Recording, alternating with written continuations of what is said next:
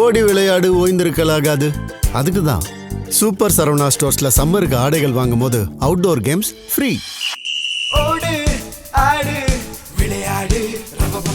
Super Saravana Stores summer கோடையை கொண்டாடலாம்.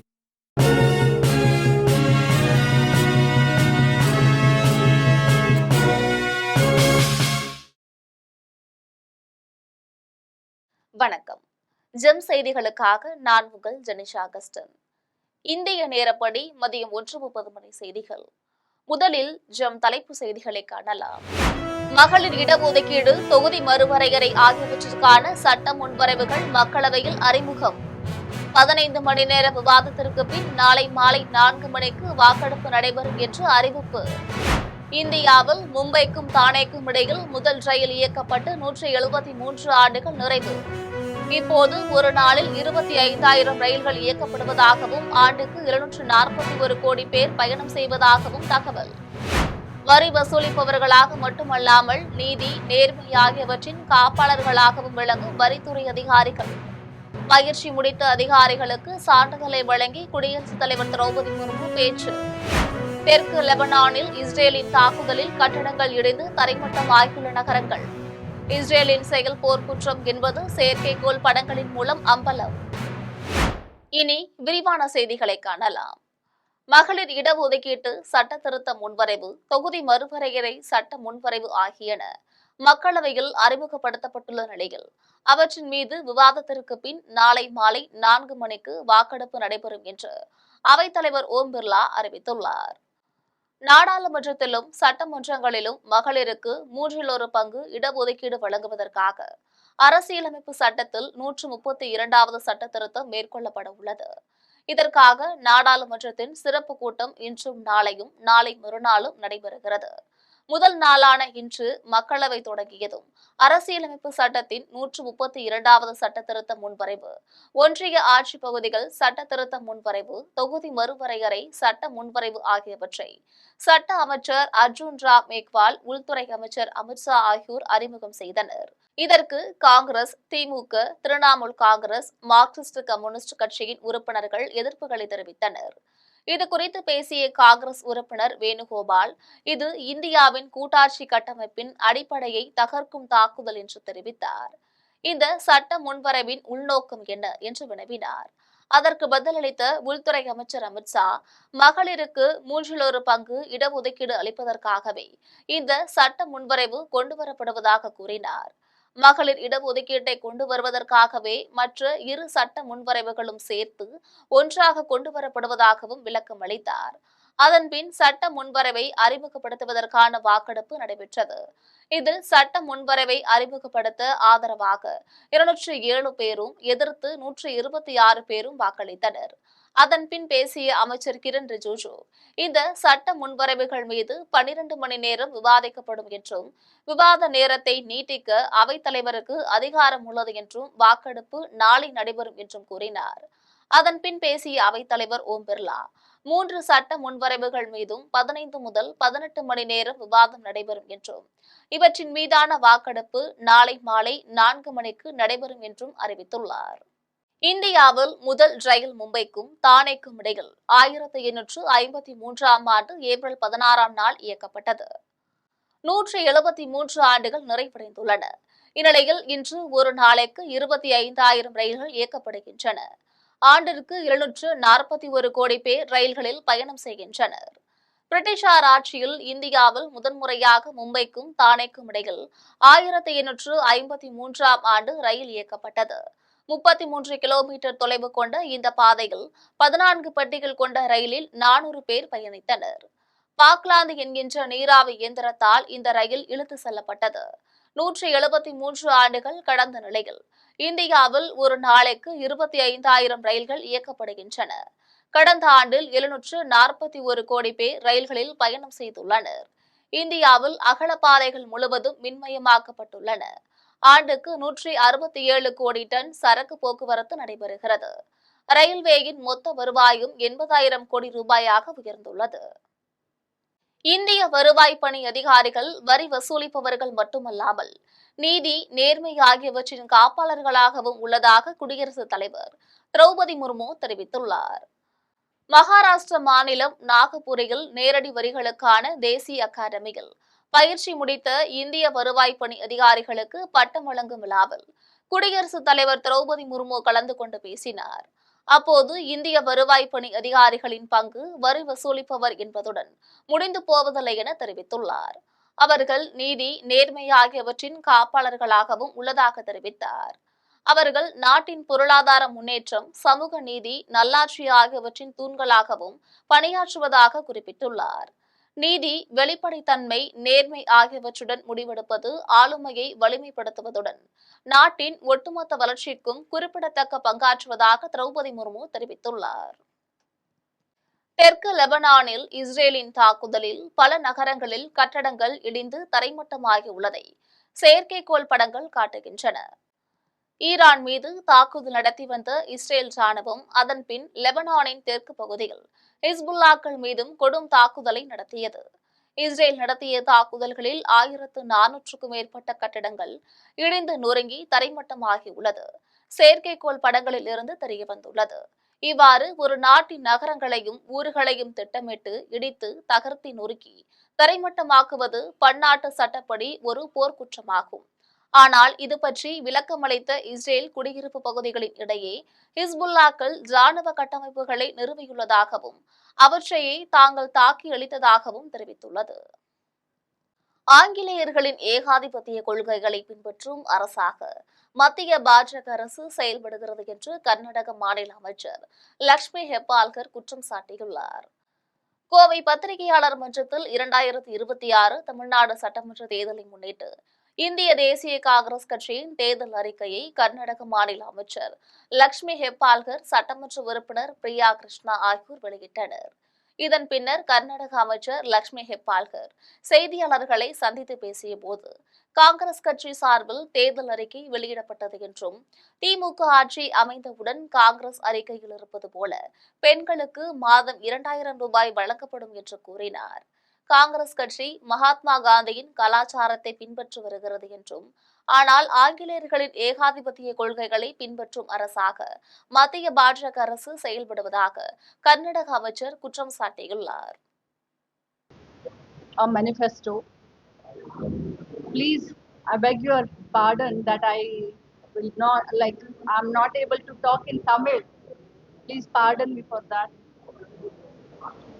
Today, we released our manifesto, and I appeal the Tamil Nadu people that please cast your vote for India Gathbandhan, because since 5 years கோவில்பட்டியில் திமுகவை எதிர்த்து போட்டியிடும் அதிமுக முன்னாள் அமைச்சர் கடம்பூர் ராஜுவின் மீசைதான் பெருசாக இருக்கும் தவிர விஷயம் ஏதும் இருக்காது என்று அமைச்சர் ராஜகண்ணப்பன் விமர்சனம் செய்துள்ளார். தூத்துக்குடி மாவட்டம் கோவில்பட்டி தொகுதியில் திமுக வேட்பாளர் கருணாநிதியை ஆதரித்து அமைச்சர் ராஜகண்ணப்பன் பிரச்சாரம் மேற்கொண்டார். அப்போது பேசிய அவர், இங்கு திமுகவை எதிர்த்து போட்டியிடும் அதிமுக முன்னாள் அமைச்சர் கடம்பூர் ராஜுவின் மீசைதான் பெரிதாக இருக்கும் தவிர விஷயம் ஏதும் இருக்காது என்று விமர்சித்தார்.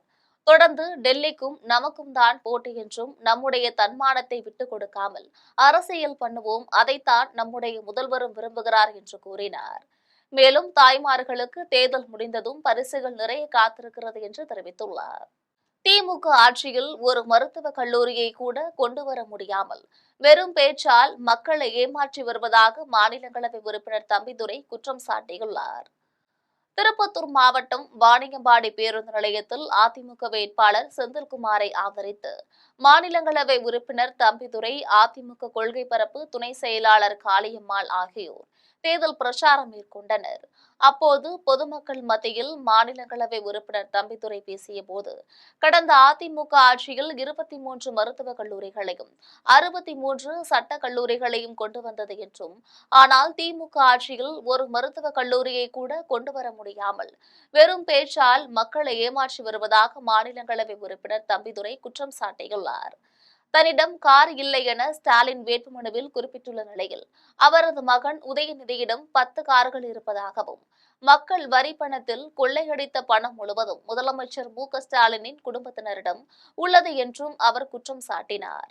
இதனைத் தொடர்ந்து அதிமுக கொள்கை பரப்பு துணை செயலாளர் காளியம்மாள் பேசிய போது, சட்டமன்றத்தில் இஸ்லாமிய மக்களை தீவிரவாதிகள் என்று கூறியவர் முன்னாள் முதலமைச்சர் கருணாநிதி என்றும், இஸ்லாமிய மக்களை ஓட்டுக்காக மட்டுமே பயன்படுத்தி திமுக அரசு ஏமாற்றி வருகிறது என்று தெரிவித்துள்ளார்.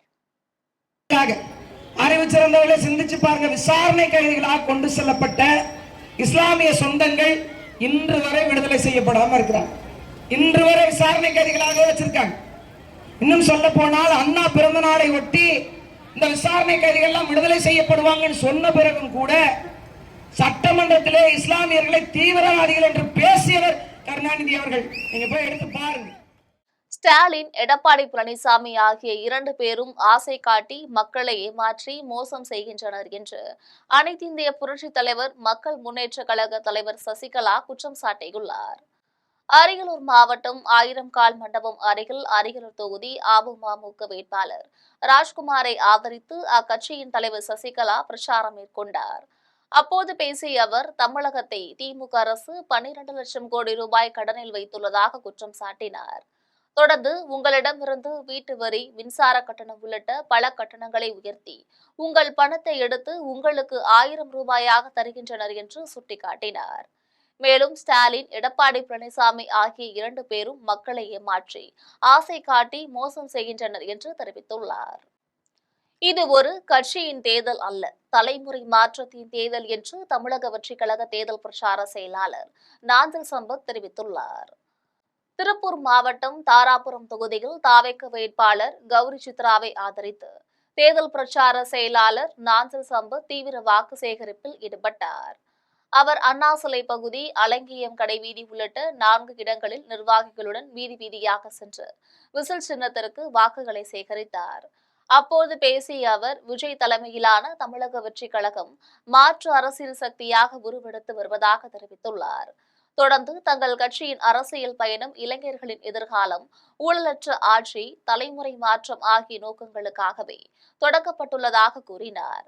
இதையடுத்து ஒரு கூட்டம் நடத்துவதற்கே பல்வேறு கட்டுப்பாடுகள் விதிக்கப்படுகின்றன. எனவே இது அரசியல் அச்சத்தின் வெளிப்பாடு என்று விமர்சனம் செய்துள்ளார்.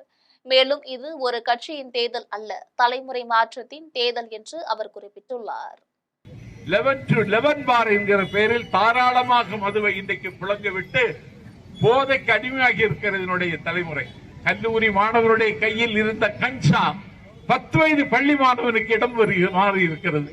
இதைவிட துரோகம் தமிழ்நாட்டுக்கு செய்ய முடியுமா? ஸ்டாலின் செய்துவிட்டார். திருடனை கூட நம்பலாம், திமுகவை நம்பக்கூடாது என்று அதிமுகவின் ஆதரவாளரும் நடிகையுமான விந்தியா தெரிவித்துள்ளார். அரியலூர் மாவட்டம் அண்ணா சிலை அருகில் அதிமுக வேட்பாளர் ராஜேந்திரனை ஆதரித்து நடிகை விந்தியா பிரச்சாரம் மேற்கொண்டார். அப்போது பேசிய அவர், திருட்டு திமுக ஆட்சியில் கடந்த 5 ஆண்டுகளில் தமிழக மக்களுக்கான திட்டங்கள் எதுவும் நிறைவேற்றப்படவில்லை என்று குற்றம் சாட்டினார். தொடர்ந்து, திமுகவை பொறுத்தவரை தேர்தலுக்கு முன் ஒன்று கூறுவார்கள், தேர்தலில் வெற்றி பெற்ற பின்பு மற்றொன்று கூறுவார்கள். மேலும் காலில் விழுவார்கள், மாலையில் கழுத்தை பிடிப்பார்கள் என்று கூறினார்.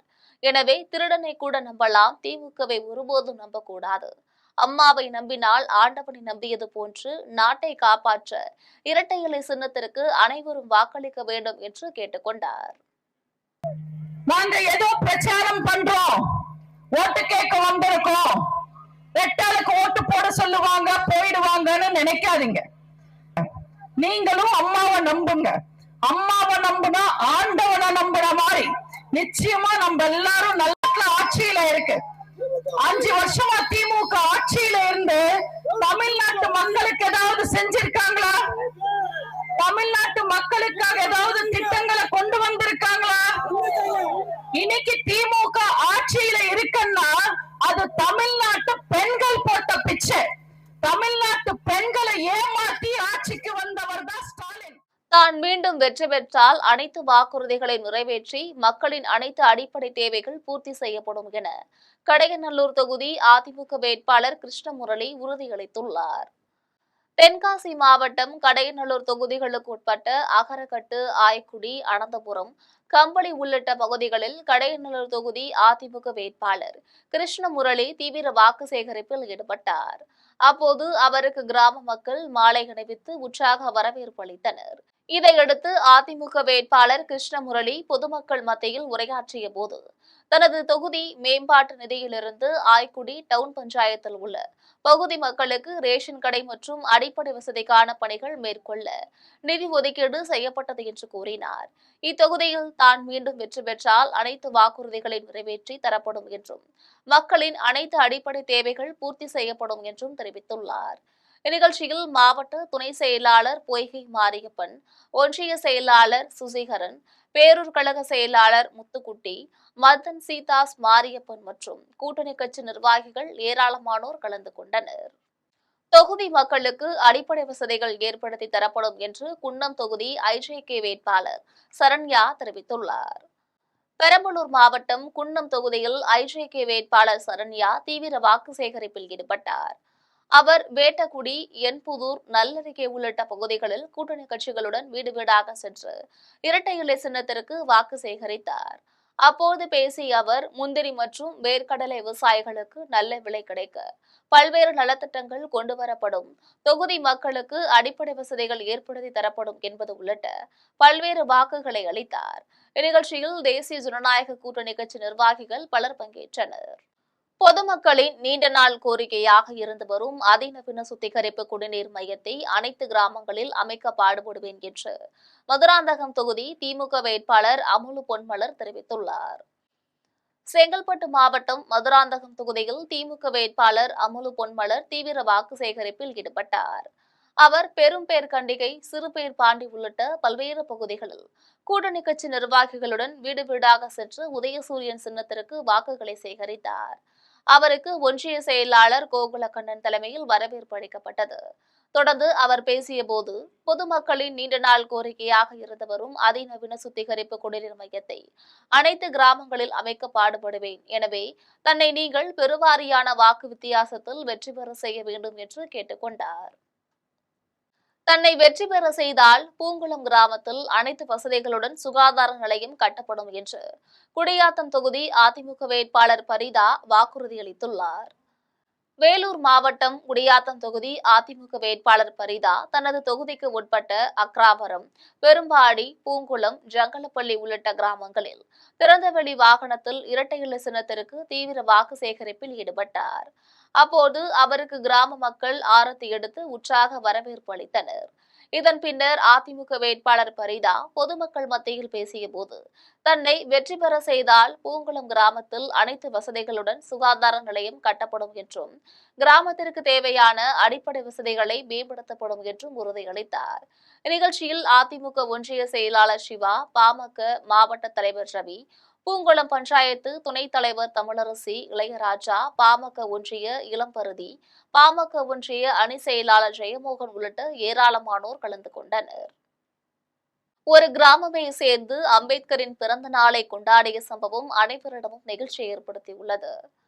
காஞ்சிபுரம் மாவட்டம் உத்தரமேரூர் அருகே வாடாதவூரில் உள்ள கிராம மக்கள் அம்பேத்கர் உருவப்படத்திற்கு மாலை அணிவித்து மலர்களை தூவி மரியாதை செலுத்தினர்.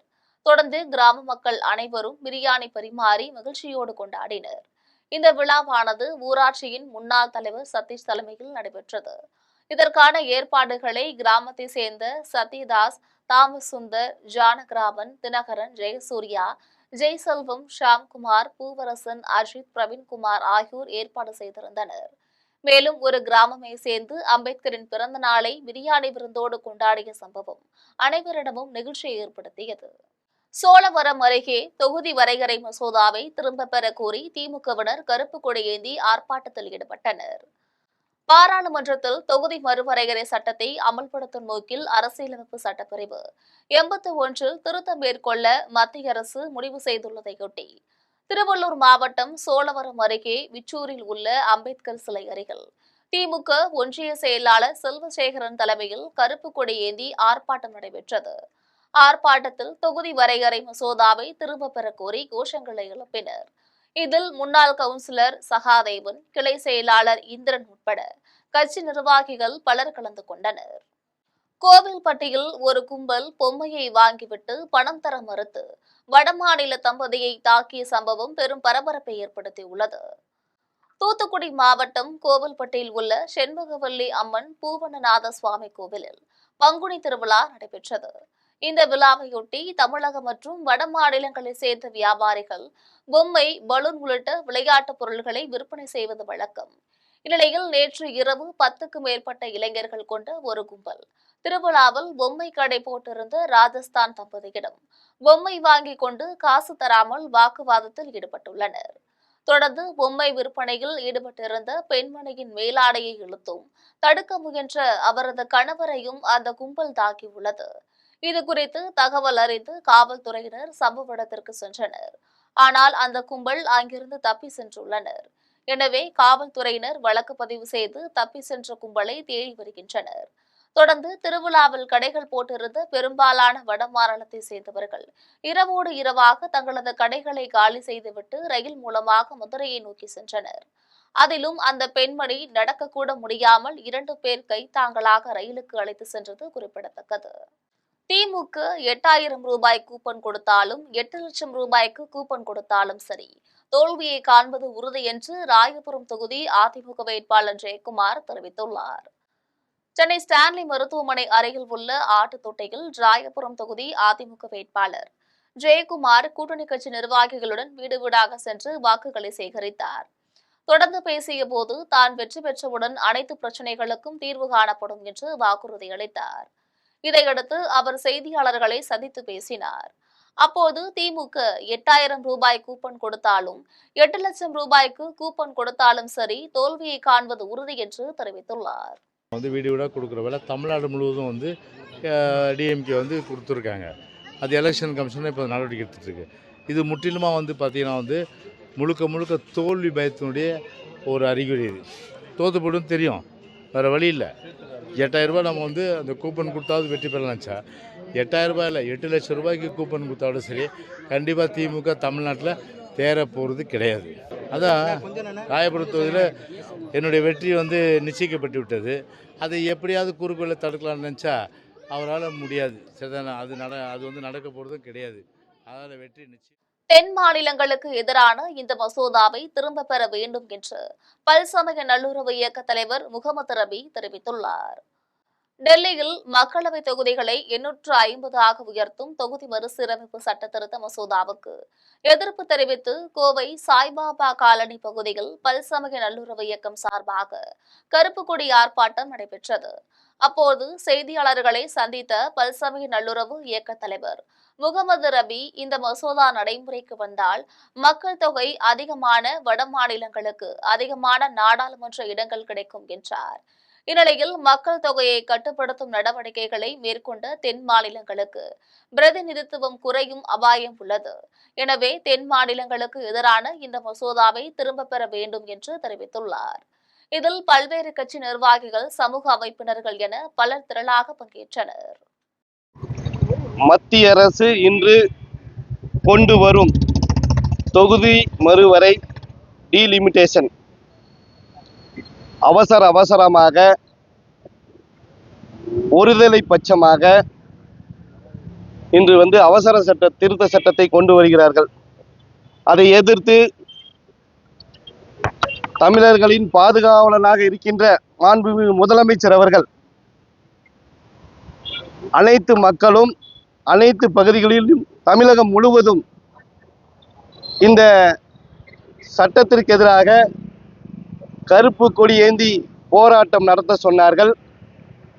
இன்று சாய்பாபா காலனி பகுதியில் பகுதி கழகத்தின் சார்பாகவும் பல்சமய நல்லூர் இயக்கத்தின் சார்பாகவும் இந்த கண்டன கருப்பு கொடி போராட்டம் நடைபெறுகிறது. தமிழக சட்டமன்ற தேர்தலில் இந்திய குடியரசுக் கட்சி 18 தொகுதிகளில் தனித்து களம் காண்பதாக மத்திய அமைச்சர் ராம்தாஸ் அத்வாலே தெரிவித்துள்ளார். சென்னை சேப்பாக்கம் பத்திரிகையாளர் மன்றத்தில் இந்திய குடியரசுக் கட்சி தேசிய தலைவரும் ஒன்றிய அரசின் சமூக நீதி மற்றும் அதிகாரமளித்தல் துறை இணை அமைச்சருமான ராம்தாஸ் அத்வாலே கலந்து கொண்டு செய்தியாளர்களிடம் பேசினார். அப்போது பேசிய அவர், தமிழகத்தில் நடைபெறவுள்ள சட்டமன்ற தேர்தலில் இந்திய குடியரசுக் கட்சி கோவை, ஈரோடு, மதுரை, திண்டுக்கல் உள்ளிட்ட 18 தொகுதிகளில் தனித்து போட்டியிடும் என்றும் மீதமுள்ள 216 தொகுதிகளில் அதிமுக, பாஜக கூட்டணிக்கு முழு ஆதரவு அளிப்பதாகவும் அவர் தெரிவித்தார். இந்நிகழ்வில் மாநில தலைவர் சூசை உள்ளிட்ட நிர்வாகிகள் உடனிருந்தனர். India seats So the NDA seats with ADMK, BJP and other parties are also in NDA. My party is also in NDA, but some seats I am contesting. And already our state president, Mr. Fazal Kutai, made Palai Samiji, the former chief minister, he made up to some BJP leaders also. But they are not given any seat to RPI. Therefore, only 18 seats we are contesting and another 216 seats. My party is also supporting the NDA candidate.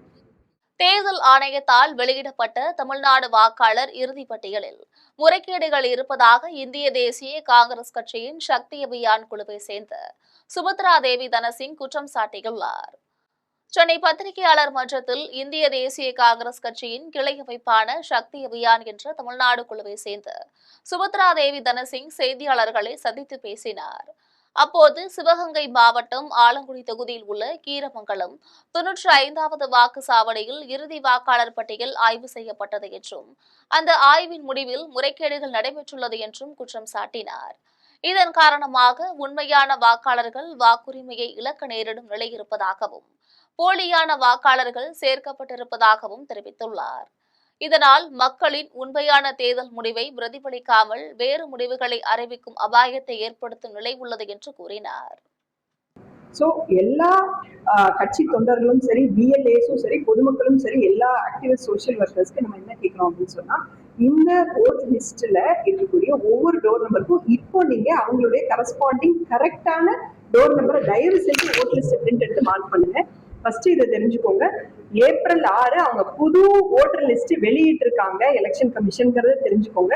உடனே போய் நீங்க அதை download பண்ணிட்டு அதுல இருக்க ஒவ்வொன்றுத்துக்கும் கரெக்டான door number என்ன அப்படிங்கறத தயவு செஞ்சு மார்க் பண்ணுங்க. மார்க் பண்ணிட்டு எப்படி நீங்க பூத் ஸ்லிப் கொடுக்க போறீங்க அப்படிங்கறத நீங்க கிளியரா மைண்ட்ல வச்சுக்கோங்க. தமிழ்நாடு போராடும், தமிழ்நாடு வெல்லும் என்று முன்னாள் அமைச்சர் செந்தில் பாலாஜி தெரிவித்துள்ளார். நாடாளுமன்ற சிறப்பு கூட்டத்தொடரில் நிறைவேற்றப்பட இருக்கும் தொகுதி மறுவரையறை மசோதாவுக்கு எதிர்ப்பு தெரிவிக்கும் விதமாக தமிழ்நாடு முழுவதும் திமுக தொண்டர்கள் அவர்கள் வீட்டிற்கு முன்பு கருப்பு கொடி, கருப்பு சட்டை அணிந்து கோஷமிட்டனர்.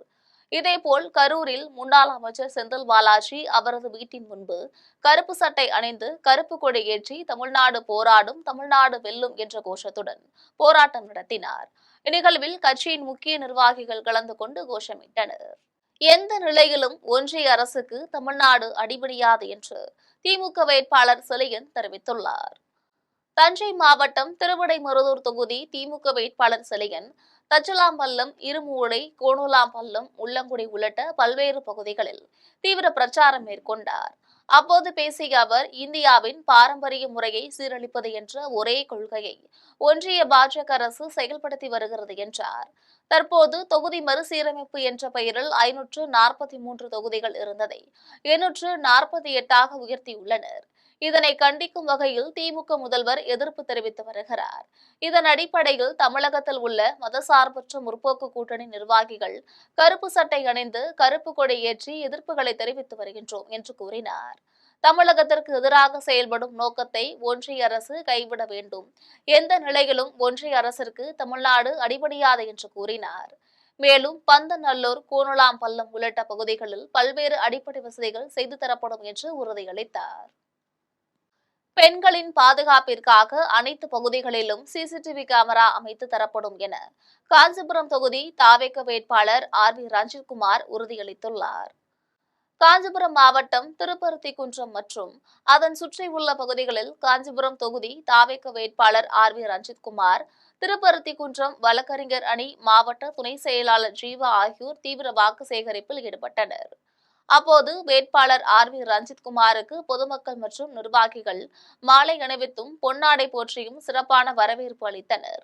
இதன் பின்னர் அவர் பொதுமக்கள் மத்தியில் பேசிய போது, தான் யாரிடமும் லஞ்சம் வாங்க மாட்டேன் என்றும் தங்கள் தலைவர் விஜய் சத்திய பிரமாணம் செய்து தான் வேட்பாளராக அறிவித்துள்ளார் என்றும் கூறினார்.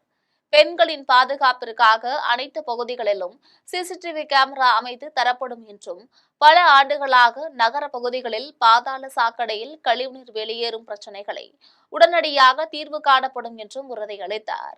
இந்நிகழ்ச்சியில் மாநகர செயலாளர்கள் மதன், கௌஷிக், சுதன் ஒன்றிய செயலாளர் செல்லமுத்து, ஒன்றிய துணை செயலாளர் டில்டன், கிளைக்கழக பொருளாளர் அவினாஷ், கிளைக்கழக செயலாளர் நரேஷ், செயற்குழு உறுப்பினர் பிந்து பிரீதா, கிளைக்கழக இணை செயலாளர் சுந்தரம், கிளைக்கழக துணை செயலாளர் வல்லரசு மற்றும் ஏராளமான கட்சி நிர்வாகிகள் கலந்து கொண்டனர். ராதாபுரம் தொகுதியில் தமிழக வெற்றி கழகத்தின் வேட்பாளர் டாக்டர் எஸ்.கே. கிறிஸ்டோபர் தீவிர வாக்கு சேகரிப்பில் ஈடுபட்டார். திருநெல்வேலி மாவட்டம் ராதாபுரம் தொகுதியில் தமிழக வெற்றி கழகத்தின் வேட்பாளர் டாக்டர் எஸ்.கே. கிறிஸ்டோபர் விசில் சின்னத்திற்கு தீவிர வாக்கு சேகரிப்பில் ஈடுபட்டுள்ளார். அப்போது அவருக்கு பொதுமக்கள் உற்சாக வரவேற்பு அளித்தனர். இந்நிகழ்வில் நெல்லை தெற்கு மாவட்ட கழக இணை செயலாளர் கார்வின் பிரசாத், ராதாபுரம் வடக்கு ஒன்றிய செயலாளர் சிவா மற்றும் கட்சி நிர்வாகிகள் ஏராளமானோர் கலந்து கொண்டனர். அவங்களுக்குலாம் நீங்க சொல்லி கொடுங்க. 5ஆம் நம்பர் பட்டன்ல விசில் இருக்கும். எல்லாருமே வந்து கரெக்டா ஓட்டு போடுங்க. தளபதி கேட்ட மாதிரி தான் நானும் கேட்கிறேன். எனக்கு ஒரு வாய்ப்பு கொடுங்க எல்லாருக்கும். சரிங்களா? திரும்பி மே மாசம் 4ஆம் தேதிக்கு அப்புறம் இதே மாதிரி நன்றி சொல்றதுக்கு உங்க ஊருக்கு கண்டிப்பா நாங்க வருவோம். நன்றி. நடப்பு சட்டமன்ற தேர்தலில் போட்டியிட விரும்பியதாகவும் ஆனால் தவிர்க்க முடியாத சில காரணங்களால் அந்த முடிவை தள்ளி போட்டுள்ளதாகவும் விடுதலை சிறுத்தைகள் கட்சியின் தலைவர் தொல் திருமாவளவன் தெரிவித்துள்ளார். கடலூர் மாவட்டம் காட்டுமன்னார் கோயிலில் விடுதலை சிறுத்தைகள் கட்சியின் வேட்பாளர் ஜோதிமணியை ஆதரித்து பிரச்சார பொதுக்கூட்டம் நடைபெற்றது. இதில் திமுக மேற்கு ஒன்றிய செயலாளர் முத்துசாமி தலைமை தாங்கினார். இக்கூட்டத்தில் விடுதலை சிறுத்தைகள் கட்சியின் தலைவர் தொல் திருமாவளவன் கலந்து கொண்டு பேசினார். அப்போது நாடாளுமன்றத்தில் சரிவர பேச இயலவில்லை என்ற காரணத்திற்காகவே சட்டமன்ற தேர்தலில் போட்டியிட விரும்பியதாகவும் ஆனால் தவிர்க்க முடியாத சில காரணங்களால் அந்த முடிவை தள்ளி போட்டுள்ளதாகவும் தெரிவித்துள்ளார். அங்கீகாரம் கிடைப்பதற்கு திமுக கட்சியே காரணம் என்றும் தனிப்பட்ட முறையில் தன்னை ஆசை வார்த்தைகளை காட்டி மயக்க முடியாது என்றும் கூறினார். இதன் பின்னர் அமைச்சர் எம்.ஆர்.கே. பன்னீர்செல்வம் பேசிய போது இந்த பகுதி அமைதியாக இருப்பதற்கு காரணம் தொல் திருமாவளவன் என்று புகழாரம் சூட்டினார். இதையடுத்து கூட்டம் நடைபெற்றுக் கொண்டிருக்கும் போது விசிகவின் ஊராட்சி ஒன்றிய பொருளாளர் சங்கர் மற்றும் சர்வராஜன்பேட்டை கிராமத்தை சேர்ந்த சுபஸ்ரீ என்பவருடன் கழுத்தில் மாலையுடன் திருமண கோலத்தில் மேடையில் தோன்றி தனக்கு திருமணம் செய்து வைக்குமாறு திருமாவளவனிடம் வேண்டுகோள் விடுத்தனர். தொண்டரின் வேண்டுகோளை ஏற்று திருமாவளவன் மணமக்களுக்கு மாங்கல்யத்தை எடுத்து தந்து திருமணத்தை நடத்தி வைத்தார். இந்த சம்பவம் அனைத்து கட்சி நிர்வாகிகளிடையே நிகழ்ச்சியை ஏற்படுத்தியுள்ளது. இனி வருவது திரையுலக செய்திகள். தான் சுயநலமாக சிந்தித்திருந்தால் சில திருத்தம் சொல்லி லப்பர் பந்து திரைப்படத்தில் நடித்திருக்க முடியும் என நடிகர் எஸ்.ஜே. சூர்யா தெரிவித்துள்ளார். சென்னையில் லவ் இன்சூரன்ஸ் கம்பெனி திரைப்படத்தின் வெற்றியை கொண்டாடும் நிகழ்ச்சி நடைபெற்றது. இந்நிகழ்ச்சியில் நடிகர் எஸ்.ஜே. சூர்யா கலந்து கொண்டு லப்பர் பந்து படத்தில் நடிக்க மறுத்தது தொடர்பாக விளக்கம் அளித்து பேசினார். அப்போது தன்னிடம் ஒரு இயக்குனர் வந்து கதை சொன்ன நிலையில் அதில் திருத்தம் வேண்டும் என்றும் வேறொருவரை வைத்து படம் எடுத்து சந்தோஷமாக இருங்கள் என்றும் கூறியதாக தெரிவித்துள்ளார். மனதில் பட்டதை தான் சொன்னதால் அந்த படம் பெரிய ஹிட் ஆனது என்று கூறினார். சுயநலமாக சிந்தித்திருந்தால் சில திருத்தம் சொல்லி அந்த கதையில் தான் நடித்திருக்க முடியும் என்று கூறினார். இனி வருவது உலக செய்திகள்.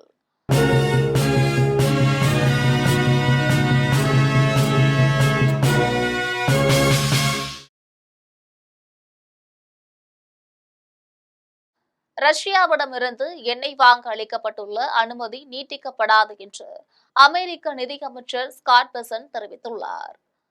அமெரிக்காவின் தலைநகர் வாஷிங்டனில் அந்நாட்டு நிதியமைச்சர் ஸ்காட் பெசன்ட் செய்தியாளர்களை சந்தித்து பேசினார். அப்போது பேசிய அவர் ரஷ்யாவிடமிருந்து கச்சா எண்ணெயை வாங்குவதற்கு அளிக்கப்பட்ட அனுமதியை அமெரிக்கா ரொம்ப நாள் நீட்டிக்காது என்று தெரிவித்துள்ளார். இந்த அறிவிப்பால் ரஷ்யாவிடம் அதிக அளவில் எண்ணெய் வாங்கும் இந்தியா உள்ளிட்ட நாடுகள் பாதிக்கப்பட வாய்ப்பு உள்ளது என்பது குறிப்பிடத்தக்கது. இனி வருவது விளையாட்டு செய்திகள்.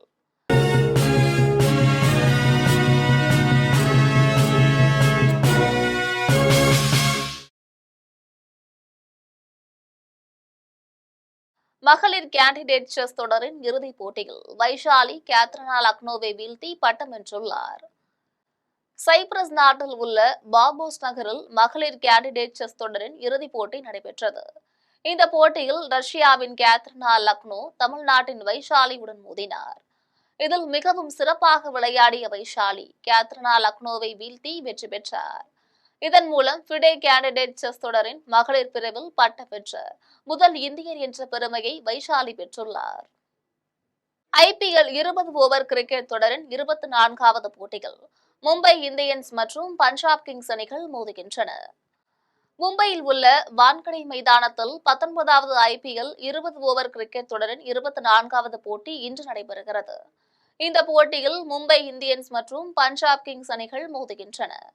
இதில் மும்பை அணியின் கேப்டன் ஹர்திக் பாண்டியா தலைமையிலான வீரர்களும் பஞ்சாப் அணியின் கேப்டன் ஸ்ரேயஸ் ஐயர் தலைமையிலான வீரர்களும் பங்கேற்கின்றனர். இந்நிலையில் இரு அணிகளும் இதுவரை 34 முறை நேருக்கு நேர் மோதியுள்ள நிலையில் தலா 17 வெற்றிகளை பதிவு செய்துள்ளன. இதனால் இன்றைய போட்டியில் யார் வெற்றி பெற்று ஆதிக்கம் செலுத்தப் போகிறார்கள் என்று ரசிகர்களிடையே மிகுந்த எதிர்பார்ப்பு அதிகரித்துள்ளது.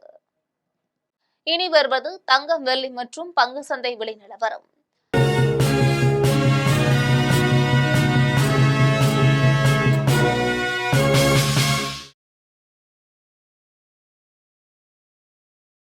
சென்னையில் ஆபரண தங்கம் இன்று ஒரு சவரன் 1,14,780 ரூபாய்க்கு விற்பனை செய்யப்படுகிறது. சென்னையில் இன்று ஆபரண தங்கத்தின் விலை கிராமிற்கு 40 ரூபாய் அதிகரித்து 14,360 ரூபாய்க்கு விற்பனை செய்யப்படுகிறது. மேலும் ஒரு சவரன் 320 ரூபாய் அதிகரித்து 1,14,880 ரூபாய்க்கு விற்பனை செய்யப்படுகிறது. 24 கேரட் தூய தங்கம் ஒரு சவரன் 1,25,328 ரூபாய்க்கு விற்பனை செய்யப்படுகிறது. மேலும் 1 கிராம் வெள்ளி 275 ரூபாய்க்கும் 1 கிலோ வெள்ளி 2,75,000 ரூபாய்க்கும் விற்பனை செய்யப்படுகிறது. இந்திய பங்கு சந்தைகளில் வணிகம் இன்று உயர்வுடன் காணப்படுகிறது. மும்பை பங்கு சந்தை பங்கு விலை குறியீட்டு எண் சென்செக்ஸ் 298 புள்ளிகள் அதிகரித்து 78,409 புள்ளிகளில் வணிகமாகிறது. தேசிய பங்கு சந்தை பங்கு விலை குறியீட்டு எண் நிப்டி 81 புள்ளிகள் அதிகரித்து 24,312 புள்ளிகளில் வணிகமாகிறது. மீண்டும் ஜெம் தலைப்பு செய்திகள். மகளிர் இடஒதுக்கீடு, தொகுதி மறுவரையறை ஆகியவற்றிற்கான சட்ட முன்வரைவுகள் மக்களவையில் அறிமுகம். 15 மணி நேர விவாதத்திற்கு பின் நாளை மாலை 4 மணிக்கு வாக்கெடுப்பு நடைபெறும் என்று அறிவிப்பு. இந்தியாவில் மும்பைக்கும் தானேக்கும் இடையில் முதல் ரயில் இயக்கப்பட்டு 173 ஆண்டுகள் நிறைவு. இப்போது ஒரு நாளில் 25,000 ரயில்கள் இயக்கப்படுவதாகவும் ஆண்டுக்கு 241 கோடி பேர் பயணம் செய்வதாகவும் தகவல். வரி வசூலிப்பவர்களாக மட்டுமல்லாமல் நீதி, நேர்மை ஆகியவற்றின் காப்பாளர்களாகவும் விளங்கும் வரித்துறை அதிகாரிகள். பயிற்சி முடித்த அதிகாரிகளுக்கு சான்றிதழை வழங்கி குடியரசுத் தலைவர் திரௌபதி முர்மு பேச்சு. தெற்கு லெபனானில் இஸ்ரேலின் தாக்குதலில் கட்டடங்கள் இடிந்து தரைமட்டமாகியுள்ள நகரங்கள். இஸ்ரேலின் செயல் போர்க்குற்றம் என்பது செயற்கைக்கோள் படங்களின் மூலம் அம்பலம். இத்துடன் ஜெம் செய்திகள் நிறைவடைகின்றன. மீண்டும் ஜெம் செய்திகள் மாலை 6 மணிக்கு.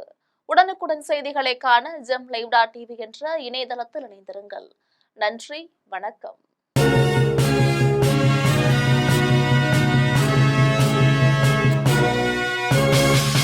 ஓடி விளையாடு, ஓய்ந்திருக்கலாகாது.